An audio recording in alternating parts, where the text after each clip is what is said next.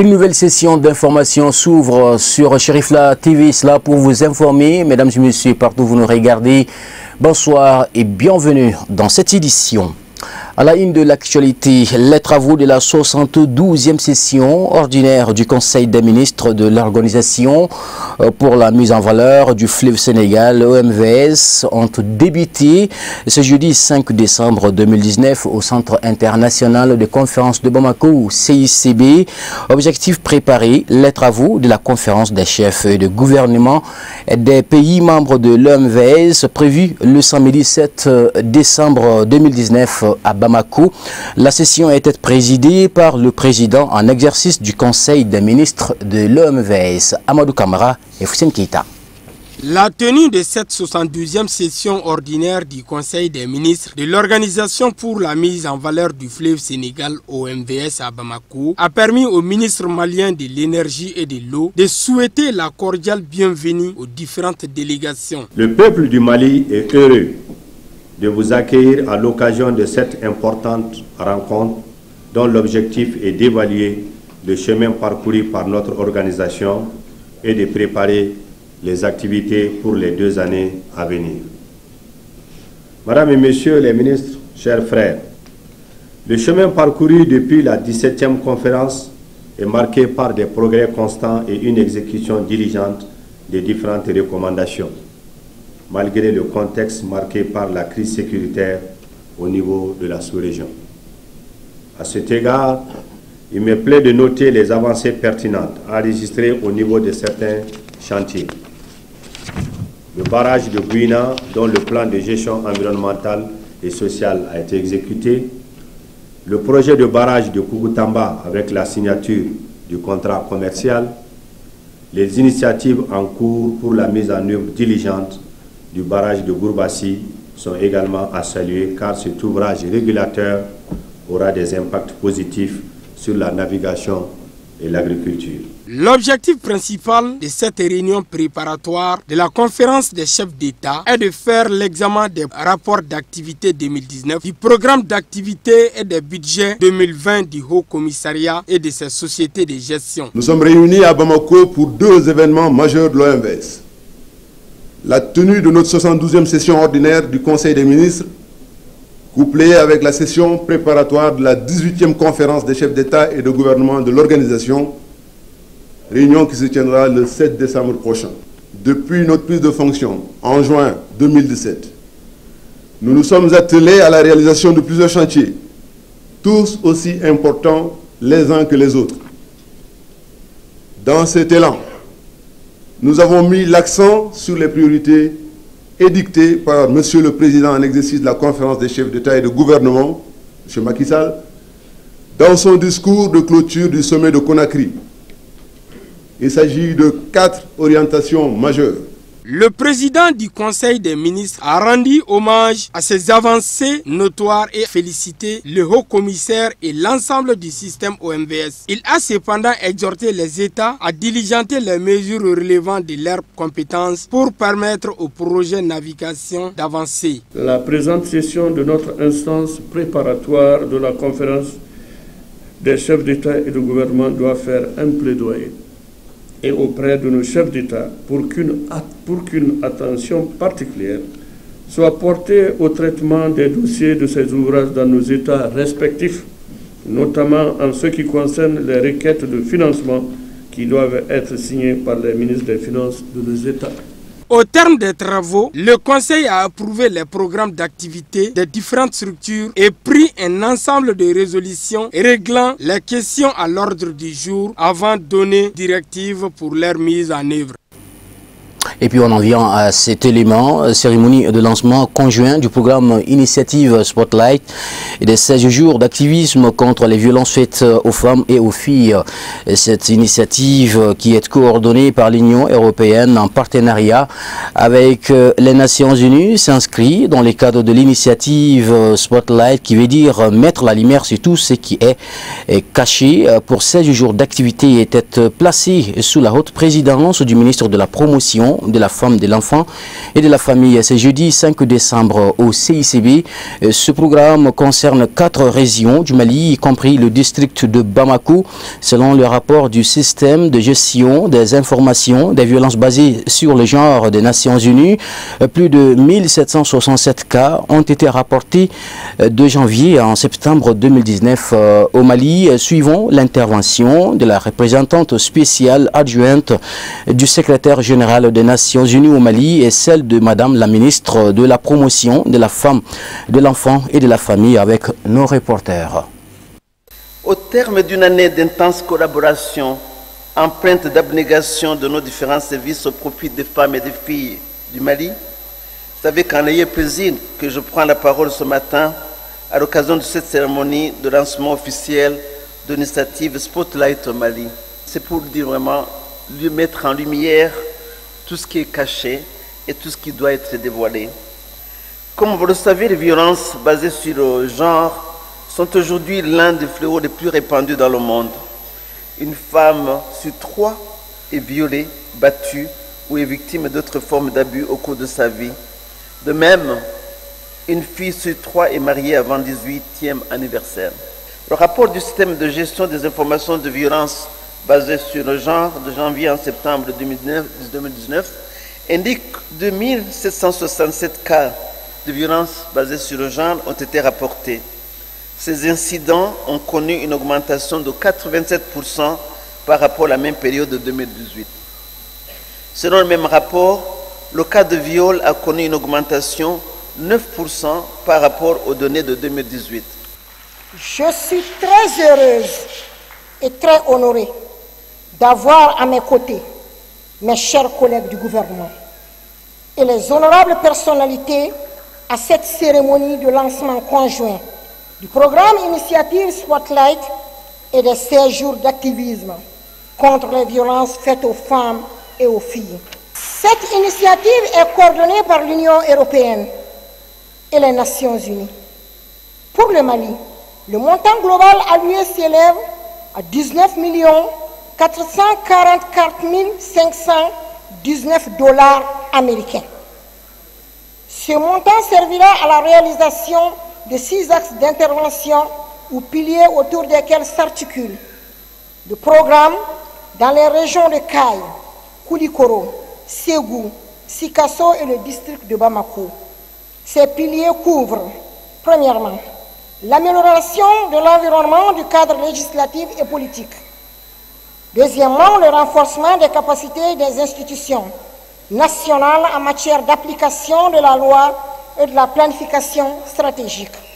Troisièmement, la prévention et les normes sociales. 4. La provision et l'accès aux services essentiels de qualité pour une meilleure prise en charge des victimes de violences. 5. La disponibilité de données statistiques fiables, quantitatives et qualitatives sur les violences faites aux femmes et aux filles, les violences basées sur le genre, y compris les pratiques néfastes. Et 6. Le renforcement des organisations de défense des droits des femmes en vue d'influencer les politiques et les pratiques visant l'élimination des violences faites aux femmes et aux filles. Je voudrais enfin réitérer la détermination et l'engagement total du gouvernement du Mali à consolider le dialogue avec le système des Nations Unies et l'ensemble de nos partenaires pour l'atteinte de nos objectifs communs. Autre actualité dans cette édition, lancement officiel des activités de valorisation des déchets par le collectif des associations pour le développement de Dianguiné-Bougou. Occasion pour la Croix-Rouge de remettre des tricycles à la dite association dans le cadre du partenariat qui existe entre eux. Abdelkarim Sako nous en dit plus. La problématique de l'assainissement est et demeure une équation à résoudre dans la cité des Trois Caïmans, entendue par la Bamako. C'est pour relever ces défis que le collectif des associations pour le développement de Dianguiné-Bougou CADD a vu le jour. Il a procédé au lancement des activités de valorisation des déchets dans le secteur de Dianguiné-Bougou à Bankoni. Conscient de nombreux challenges à relever et surtout de l'importance de nos fonctions incommensurables dans la commune, nous, jeunes du quartier, avons donc décidé de nous unir pour une même cause. Ainsi donc est né le CADD. Il a pour noble objectif de contribuer au développement socio-économique et culturel de la population de Dianguinébougou, de lutter contre l'insalubrité et de contribuer au développement de la santé, d'organiser des sessions de sensibilisation de la jeunesse à la citoyenneté et au patriotisme, afin qu'elle s'implique davantage à la gestion du secteur, de chercher par voie et moyens des partenaires ONG pour aider la population à mieux vivre. L'atteinte de ces objectifs est tributaire de la consolidation des relations entre les jeunes et de leur engagement sans faille pour un développement durable. Le représentant de la Croix-Rouge s'est dit heureux d'accompagner le CADD pour la promotion de l'assainissement du cadre de vie des populations. Il a invité celles-ci à conjuguer leurs efforts à ceux du CADD pour gagner le pari de la valorisation des déchets. Quand même, je demande quand même à la population, l'implication de la population, parce que nous on est partenaires financiers, mais en réalité, nous on ne peut pas tout faire. On a délégué ce pouvoir-là à la mairie et à la CADD, au groupement CADD, c'est pour qu'en réalité ils puissent prendre même l'assainissement même de leur quartier en main. Ils se donnent la main et Inch'Allah, nous on est là en tant que partenaire financier, on va les appuyer. Quant au maire de Dianguinébougou, il a fortement apprécié ces gestes de la Croix-Rouge et promet que bon usage sera fait des tricycles réceptionnés. Aujourd'hui je suis très ému, très ému parce que la Croix-Rouge a fait un don des tricycles au quartier Dianguinébougou, dont je suis le maire. Donc vraiment je suis très ravi de ce don-là. Et on va faire bon usage de ces matériels-là. Donc nous comptons beaucoup sur cette association de CADD pour que dans l'avenir aussi, qu'ils puissent nous mettre en contact avec d'autres associations qui vont nous aider à développer ces quartiers-là. A noter que les quartiers bénéficiaires de ces partenariats entre le CADD et la Croix-Rouge sont Laïbougou et Dianguinébougou. Vous suivez toujours l'info de Cherifla TV, fidèle à ses engagements de soutenir son Excellence Ibrahim Boubacar Keïta et ses projets tout au long de son deuxième mandat. Le mouvement Ibeka Kanou a animé ce mercredi 4 décembre à son siège un point de presse ayant pour objectif d'apporter tout leur soutien aux forces de défense et de sécurité du Mali, suivant les propos de la secrétaire générale du mouvement Ibeka Kanou au micro de nos reporters. La crise multidimensionnelle que vit notre pays depuis 2012, à l'instar de beaucoup de pays dans le monde, ne peut pas être résolue qu'avec les armes, mais avec le dialogue, la cohésion sociale, l'union des cœurs pour le Mali. Nous lui réitérons notre entière disponibilité à accompagner les FAMA dans tout ce qu'ils entreprendront et les exhortons à se faire assister d'officiers de réserve qui ont déjà eu à faire face à une situation similaire. J'en appelle au civisme des Maliens, à leur patriotisme, au sens élevé du devoir qui prime sur le droit de se donner la main pour redonner à notre pays son image d'antan. Car c'est dans l'union qu'on est plus fort et que nul ni personne ne pourra nous briser pour faire de notre pays ce qu'il souhaite si on est ensemble. Arrêtons les montages sur les réseaux sociaux, les fausses informations qui incitent à la désobéissance civile et trompe même l'intellectuel, à plus forte raison l'analphabète. Arrêtons de nous servir de la population, qui ne demande que la stabilité du Mali et son développement sur tous les plans. Personne ne viendra développer le Mali à notre place. Cultivons nos valeurs ancestrales, qui sont la cohésion sociale, le don de soi, l'entraide, la confiance totale aux aînés et en nos autorités. Surtout en ce moment crucial de l'histoire de notre pays, afin que nous ayons un Mali dont chacun de nous rêve. Je ne saurais terminer sans adresser une mention spéciale à la commission défense de l'Assemblée nationale, dirigée par l'honorable Karim Keïta, pour leur clairvoyance dans l'adoption de la loi d'orientation et de programmation militaire et l'accompagnement qu'elle apporte à nos troupes sur le terrain. Maintenant, suivez le condensé de l'actualité hors de nos frontières. C'est en plus bref et en image brossée par Moussa Fomba.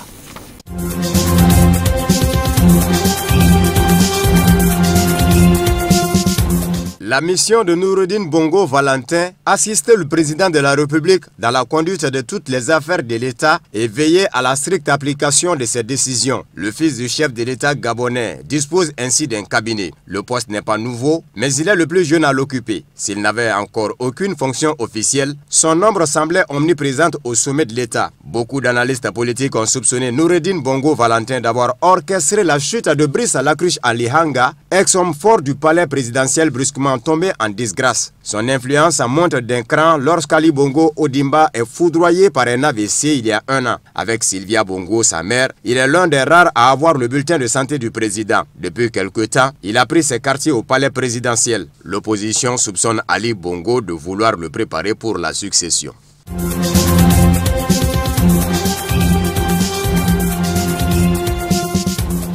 Au moins 62 migrants sont morts dans le naufrage de leur embarcation au large de la Mauritanie. Ils étaient partis de Gambie avec environ 150 personnes à bord avant que leur bateau ne sombre dans la soirée. Selon la porte-parole de l'Organisation internationale pour la migration, l'embarcation, apparemment une simple pirogue, n'était pas loin du rivage quand elle a commencé à prendre l'eau. Le naufrage a eu lieu en face de la ville de Nouadhibou, située dans le nord-ouest et capitale économique de la Mauritanie. L'Organisation internationale pour la migration, OIM, a précisé que 83 passagers, dont 10 mineurs, avaient réussi à rejoindre la côte à la nage. Les rescapés ont affirmé que leur bateau de fortune manquait de carburant. Selon les autorités mauritaniennes, l'état des 10 rescapés a nécessité leur hospitalisation d'urgence. Les victimes ont été rapidement enterrées près de Nouadhibou sans attendre selon les prescriptions musulmanes et sans être identifiées, a dit la porte-parole de l'OIM à Dakar.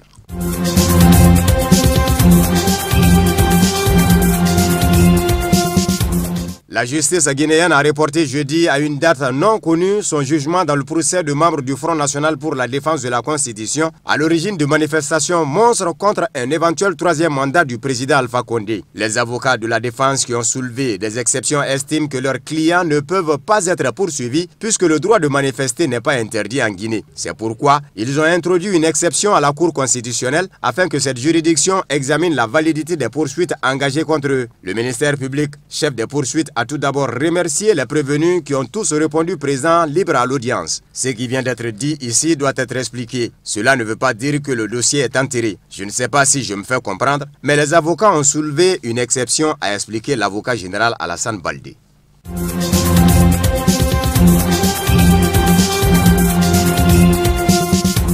Les États-Unis et le Soudan ont annoncé le retour de leurs ambassadeurs respectifs. Une annonce a faite à la faveur de la visite à Washington du Premier ministre soudanais Abdallah Hamdok, la première du genre depuis 1985. Ce n'est peut-être pas l'annonce que le Soudan espérait, mais c'est une avancée. Et le secrétaire d'État américain Mike Pompeo a parlé d'un progrès significatif dans les relations bilatérales, alors que le gouvernement soudanais met en place de vastes réformes. Abdallah Hamdok a lui salué une étape importante dans la reconstruction du Soudan. Pour autant, le chef du gouvernement continue son lobbying pour que les États-Unis retirent son pays de la liste des États soutenant le terrorisme. Malgré le changement de pouvoir, le Soudan est toujours en plein marasme économique.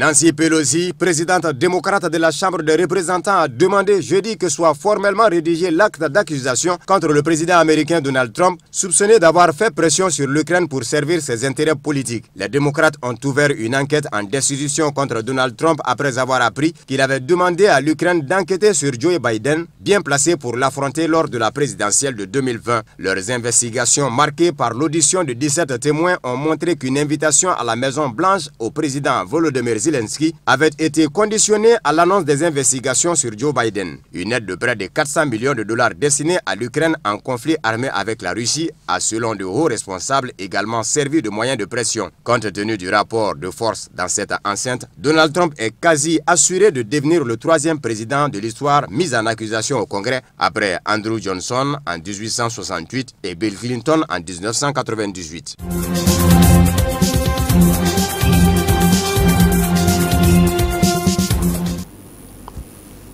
C'est ainsi que prend fin votre journal de ce jour. Merci à vous de l'avoir suivi. Ne quittez pas. D'un moment à l'autre, vous pourrez suivre le journal en langue nationale Bamanankan avec Kafouné, Batili. Quant à moi, je vous retrouve demain avec le même plaisir sur Chérifla TV. À très bientôt.